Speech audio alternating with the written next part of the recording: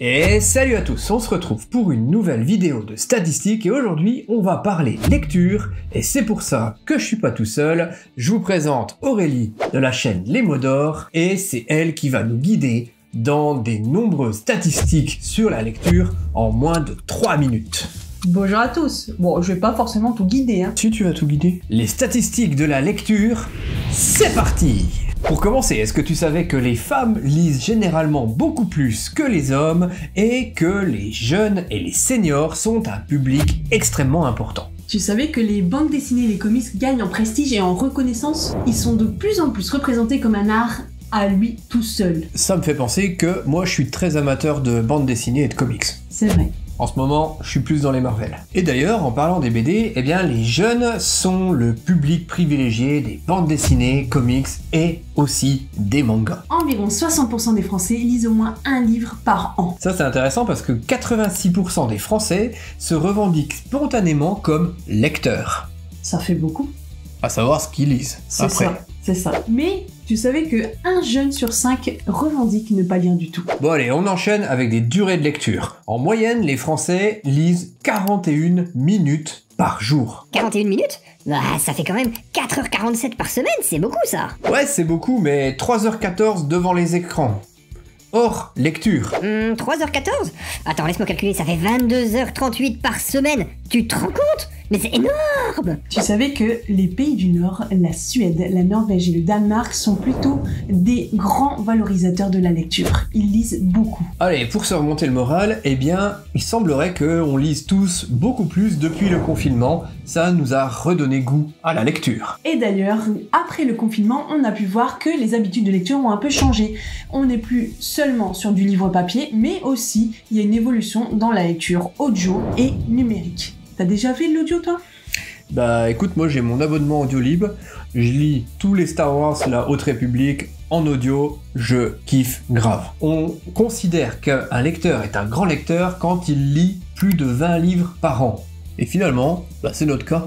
Oui, ces derniers temps en Europe, c'est en Suisse où la lecture est la plus forte chez les gens. Au moins, une personne sur 2 a lu au moins 4 livres dans l'année, une personne sur 4 en lit même 10 ou plus. Mais il faut savoir que la Suisse tient son rôle de championne grâce aux femmes, parce que c'est elles principalement qui lisent. Et elles lisent beaucoup. En parlant de lire beaucoup, le livre qui a été le plus vendu en France cette année, et j'en ai parlé d'ailleurs dans une vidéo que vous pouvez aller voir là-bas, c'est La femme de ménage de Freida McFadden, à plus de 600 000 exemplaires, ce qui est énorme. Les livres plus pratiques, art de vivre, loisirs, restent quand même ce qui est le plus lu en France. Et c'est ensuite suivi des livres de fiction.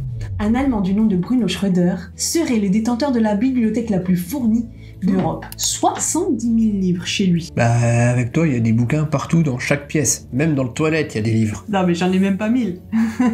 Je suis pas certain. Ça vaudrait le coup de les compter. J'en ai un même jour. pas 500. Je sais combien j'en ai, à peu près. Tu savais que le pays où on lisait le moins en Europe, c'était les Pays-Bas? Et en Asie, c'est la Corée du Sud.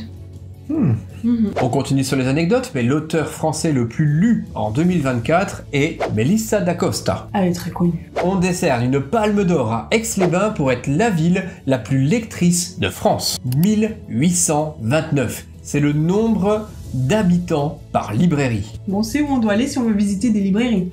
Alors, tu sais quel est l'auteur le plus connu au monde? Dans mes recherches, ce que j'ai trouvé, c'était Agatha Christie. Tu connais?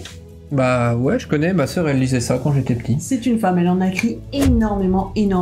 Elle a été traduite dans plus de 70 pays. Dans le top 10 des livres les plus vendus au monde, on retrouve en numéro 1 la Bible, mais très vite suivi par le Livre Rouge et le Coran. Et vous savez quoi? En plus, au niveau des livres français, un des livres qui est très vendu et qui est beaucoup aimé en français et ailleurs, c'est Le Petit Prince de Saint-Exupéry. Le livre français le plus lu au monde serait Les Misérables, tandis que le livre le plus cher au monde serait Codex Leicester de Léonard de Vinci. Il a été acheté par Bill Gates en 2007 pour plus de 30,8 millions de dollars. Selon l'UNESCO, plus de 2,2 milliards de livres sont publiés chaque année. Être auteur, des fois, ça rapporte gros. Le premier milliardaire de son métier, c'est l'auteur de Harry Potter, J.K. Rowling. Tu savais que le mot swag existait depuis bien plus longtemps que ce que tu penses? C'est William Shakespeare qui l'a inventé. Ça vient du verbe to swagger qui veut dire fanfaronner. On en a fini pour les petites stats d'aujourd'hui. Évidemment, on a complètement fait péter le chrono. C'était hyper compliqué de placer tout ça dans seulement